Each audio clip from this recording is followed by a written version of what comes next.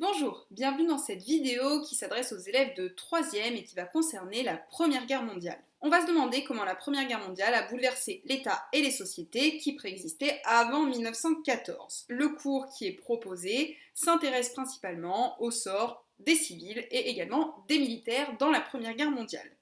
Ce qu'il faut déjà retenir, c'est qu'au début du XXe siècle, l'Europe est partagée entre plusieurs puissances et plusieurs grands empires. Donc l'Europe de 1914, ce n'est pas l'Europe dans laquelle nous vivons aujourd'hui. C'est une Europe dans laquelle on va trouver le Royaume-Uni, la France, qui sont donc des États qu'on a toujours actuellement, mais surtout de très grands empires comme l'Empire austro-hongrois, l'Empire russe, l'Empire ottoman, les Allemands, qui étaient donc l'ancien empire prusse. Qu'est-ce qui va se passer et qu'est-ce qui va motiver l'entrée en guerre de plein de pays dans cette guerre qui va rapidement devenir un conflit mondial? Déjà, il faut garder en tête que il y a des rivalités qui vont s'opérer au niveau territorial, parce que la France et l'Allemagne, ennemis héréditaires notamment depuis la guerre de 1870, s'opposent puisque la France avait perdu au cours de ce conflit franco-prussien l'Alsace et la Lorraine et donc avait monté sa population dans un sentiment de vengeance pour pouvoir un jour aller récupérer ces terres perdues, cette fameuse Alsace-Lorraine qui avait été enlevée.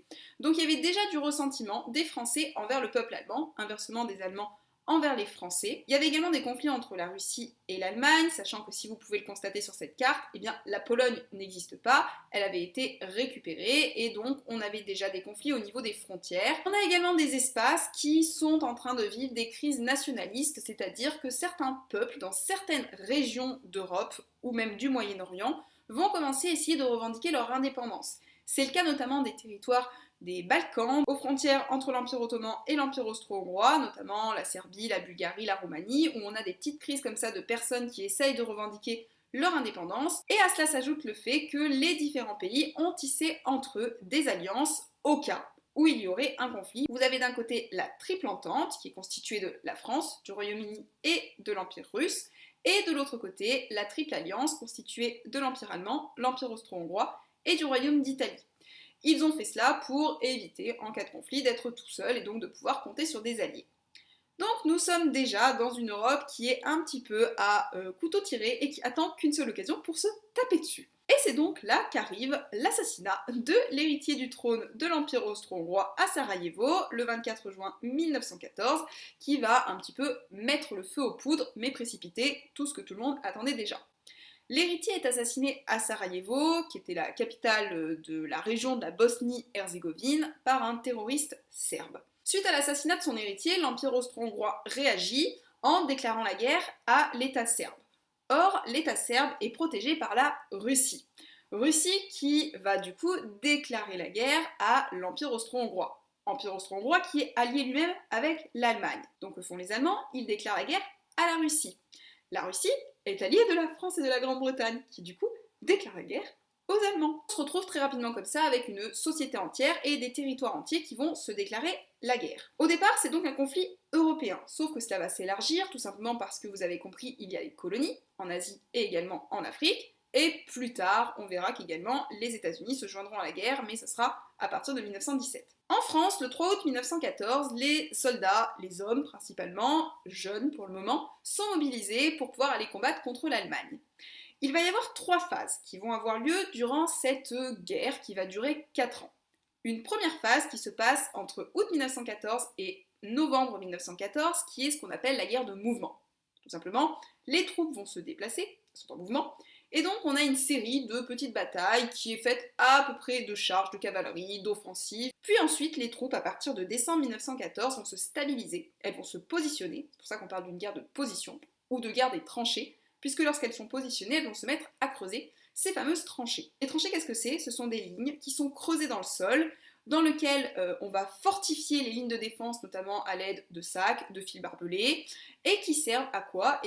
À héberger les soldats, mais également à combattre. En général, les tranchées, elles font à peu près 1,50 m de largeur et elles permettent la circulation de plusieurs hommes puisqu'elles ont plusieurs lignes avec une première ligne, une deuxième ligne, une troisième ligne et on a des roulements qui sont comme ça effectués. Les hommes, ils vont rester à l'intérieur des tranchées, après quoi on reprendra une dernière phase qui sera une deuxième phase de guerre de mouvement, qui sera la confrontation finale, où là les hommes seront notamment aidés de soldats des États-Unis qui seront rentrés en guerre à partir d'avril 1917, et qui iront jusqu'à l'armistice de la Première Guerre mondiale qui est signé le 11 novembre 1918 à Rotonde et qui se conclura plus tard sur la signature du traité de Versailles qui imposera des conditions très difficiles à l'Allemagne. Au cours de cette guerre, il y a des batailles qui vont être très importantes à retenir parce que ce sont des batailles qui sont à la fois de très grandes victoires pour la France, mais surtout dans lesquelles il y a eu énormément de morts.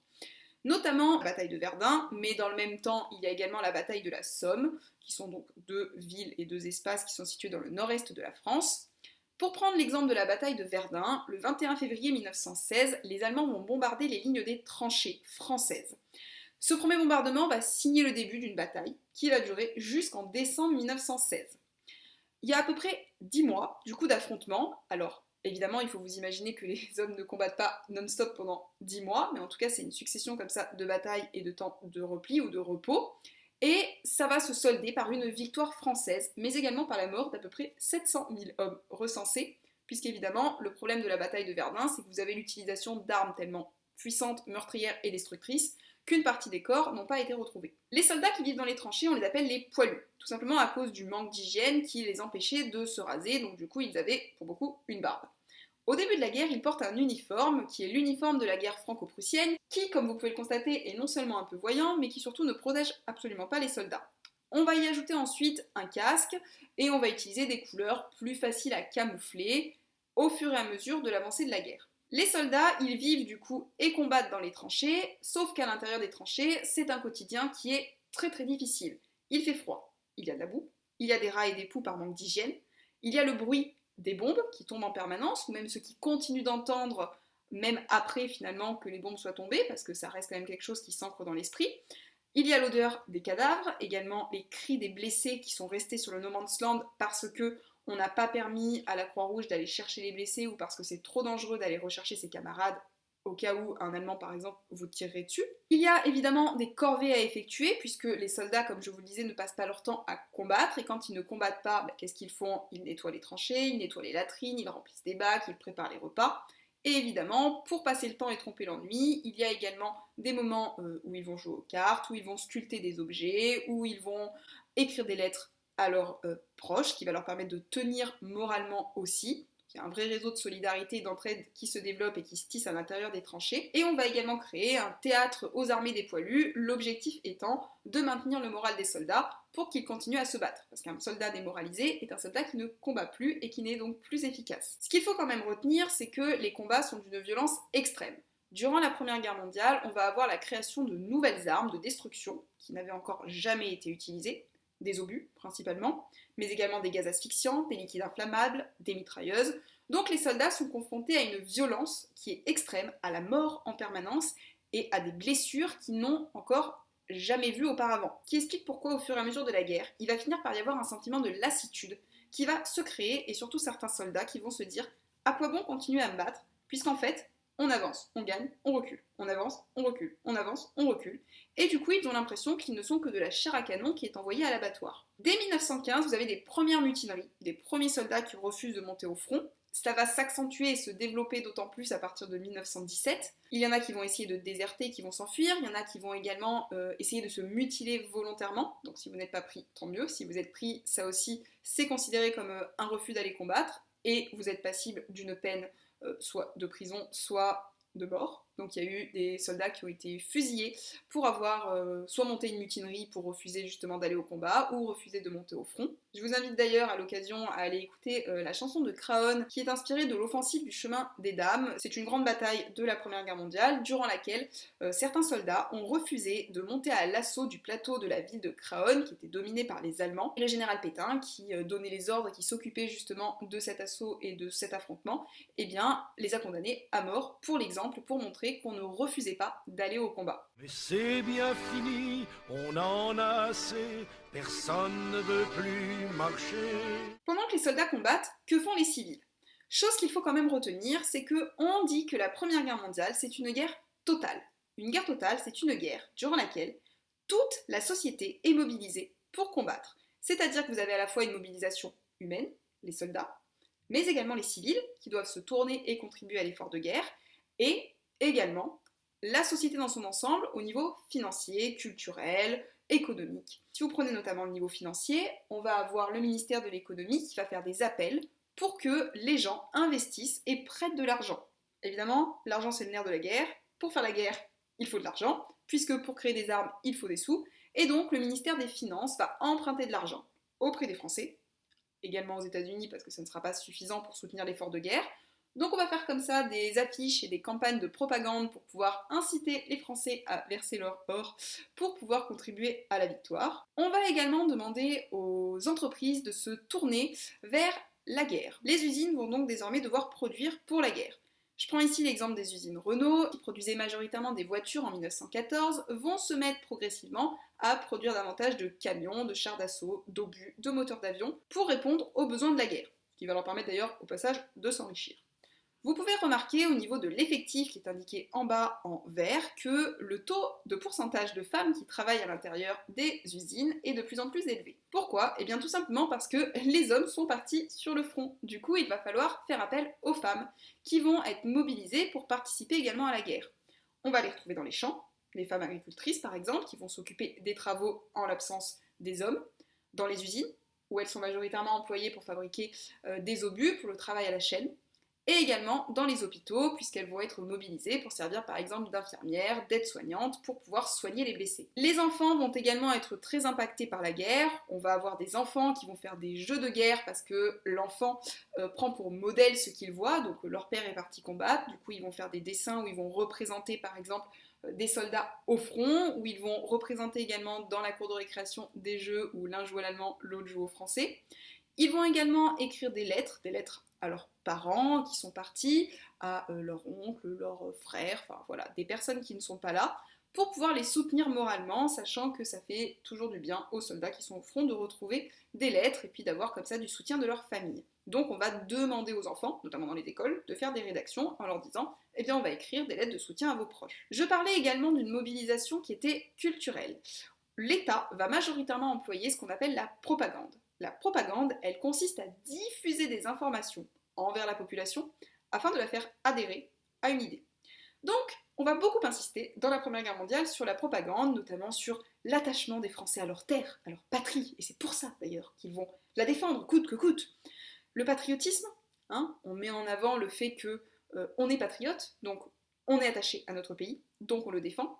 Vous avez d'ailleurs des chansons qui sont faites à cette occasion. Vous pouvez prendre par exemple la chanson Verdun on ne passera pas, où on entend le soldat héroïque qui va se battre contre l'ennemi pour pouvoir aller défendre son pays. On leur dit, nous on est des Gaulois, on chante la Marseillaise, enfin voilà, on fait appel à tout le patriotisme possible et tous les symboles de la France pour montrer à quel point le soldat va combattre. Évidemment qu'il s'oppose un peu à la réalité parce que quand on compare avec des lettres de soldats, on n'a pas toujours l'impression qu'ils étaient ultra heureux d'aller combattre. Je fais d'ailleurs une parenthèse à ce sujet. Au départ, quand les soldats ont été mobilisés, vous avez, notamment dans les villes, une exaltation des personnes qui étaient contents à l'idée de pouvoir aller combattre et se venger des Allemands. Un peu moins dans les campagnes où c'était un petit peu triste. Mais surtout, ils partaient dans l'idée que la guerre serait courte. Et au fur et à mesure où la guerre, en fait, s'est accentuée dans la durée, là, il y a eu un sentiment de lassitude. Dans les affiches de propagande, ce qu'il faut bien retenir, c'est que l'allemand est toujours présenté comme un ennemi et comme un monstre.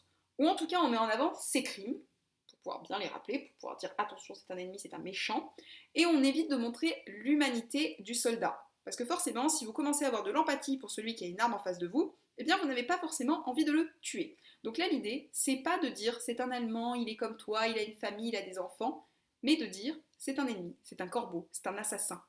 Et donc il faut te venger contre lui. Donc on animalise, on chosifie la personne de l'Allemand, pour lui enlever son humanité afin que les soldats puissent continuer à aller se battre contre leur ennemi et non pas contre un homme. Autre chose quand même importante à mentionner et à retenir durant cette guerre, c'est que, et c'est souvent passé sous silence, il y a eu durant cette guerre le premier génocide de l'histoire, qui est le génocide des Arméniens, qui s'est tenu au Moyen-Orient dans l'Empire ottoman. À l'époque, le Moyen-Orient, c'est donc l'Empire ottoman, et vous avez dans cet espace, dans ce qui correspond à la Turquie actuelle, un endroit où vous aviez une population d'Arméniens.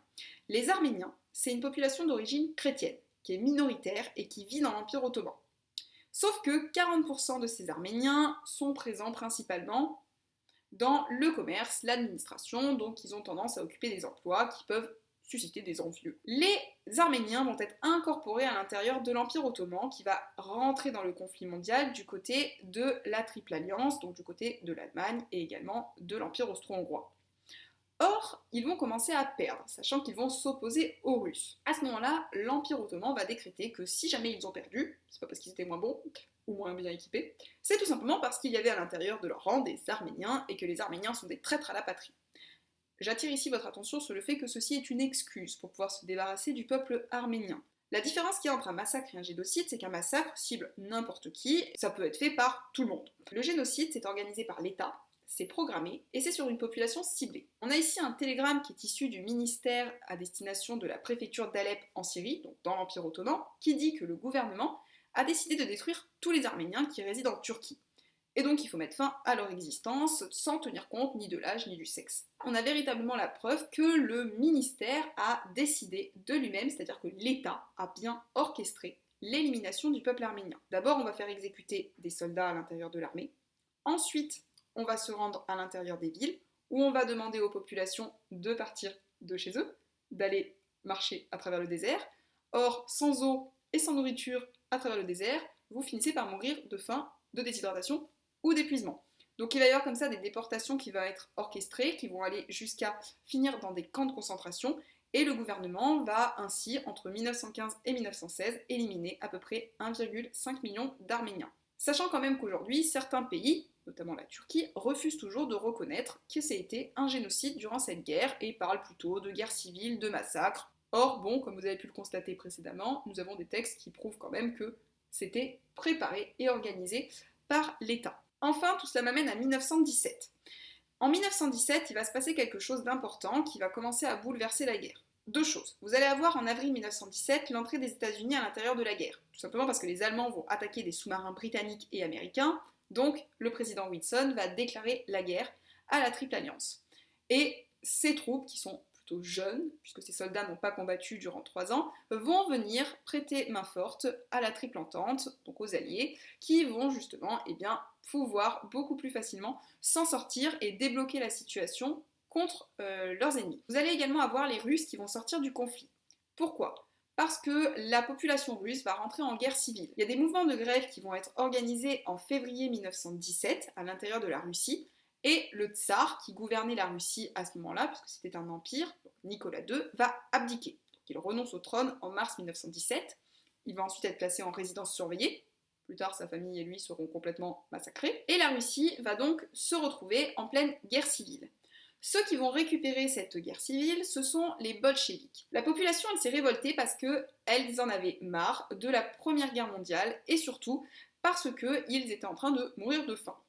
Les travailleurs, les soldats et les paysans, qu'on appelle les soviets, vont tenter alors de mettre en place une société nouvelle qui serait basée sur la révolution organisée par les travailleurs et les paysans. C'est principalement un parti politique qui s'appelle le Parti bolchevique, qui occupait à ce moment-là la première place du mouvement ouvrier, qui va se charger d'organiser tout cela.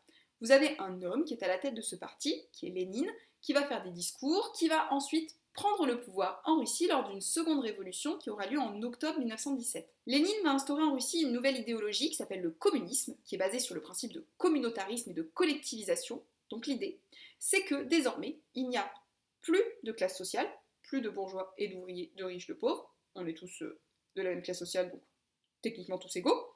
Plus de propriété privée, puisque tout appartient à l'État, tout est collectivisé, et la mise en commun, évidemment, de tous les biens. Cela va s'accompagner de la mort d'à peu près 200 000 personnes dans une période qu'on appelle la Terreur rouge, durant laquelle on va notamment tuer des bourgeois qui refusaient par exemple de donner leurs biens à l'État. Le 3 mars 1918, un armistice est signé entre l'Allemagne et la Russie, qui va faire perdre des territoires assez importants du côté ouest aux Russes, et un second armistice sera signé le 11 novembre 1918, cette fois-ci entre les vainqueurs et le perdant, l'Allemagne, donc entre les alliés, France, Grande-Bretagne, les États-Unis et l'Allemagne, et on va ensuite imposer à l'Allemagne des conditions très très dures pour signaler qu'elle est la seule grande méchante de l'histoire.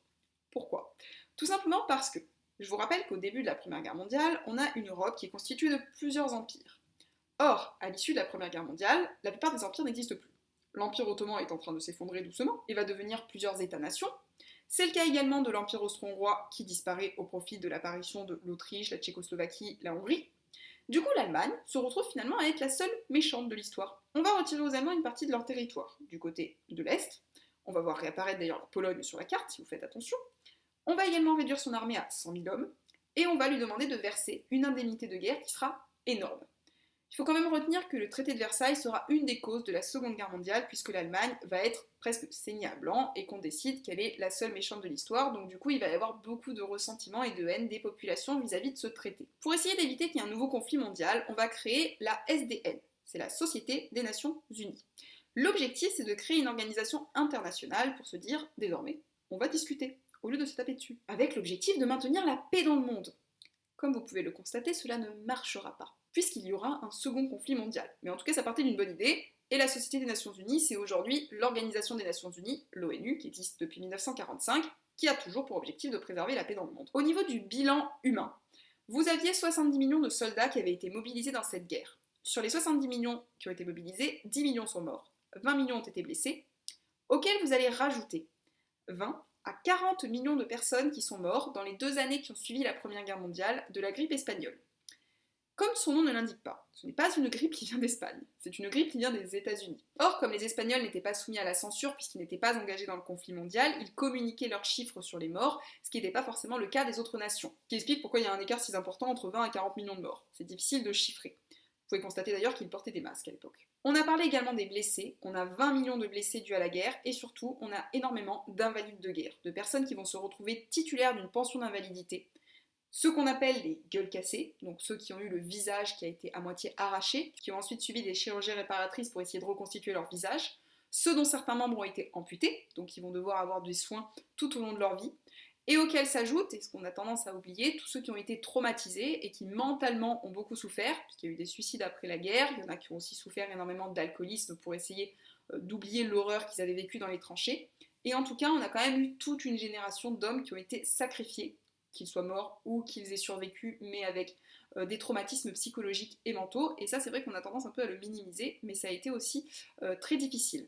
Pour remercier les soldats morts pour la patrie et commémorer la fin de la guerre, on a créé des monuments aux morts. Donc désormais, dans toutes les communes de France, vous avez des monuments dédiés aux morts de la Première Guerre mondiale. Aujourd'hui, vous avez également ceux de la Seconde Guerre mondiale dessus, où vous avez le nom des différents soldats qui sont morts, qui sont affichés. Le plus grand est évidemment à Verdun, puisque là-bas vous avez 16 000 tombes, et également l'ossuaire avec des os, avec des restes humains. Et vous avez aussi sous l'Arc de Triomphe à Paris, la tombe du soldat inconnu, qui est un mémorial dédié aux soldats qu'on n'a jamais retrouvé. Donc c'est symboliquement un soldat qui a été choisi pour représenter tous ceux qui sont morts mais dont on n'a pas eu les corps et qu'on n'a pas pu restituer à la famille, avec une flamme qui brûle éternellement, qui est ravivée chaque soir, et donc avec également sur la sépulture écrit « Ici repose un soldat mort pour la patrie de 14-18 », où vous avez le président généralement qui se rend lors des cérémonies commémoratives du 11 novembre tous les ans. Voilà, j'espère que cette vidéo vous aura permis de mieux comprendre, de mieux réviser le cours sur la Première Guerre mondiale.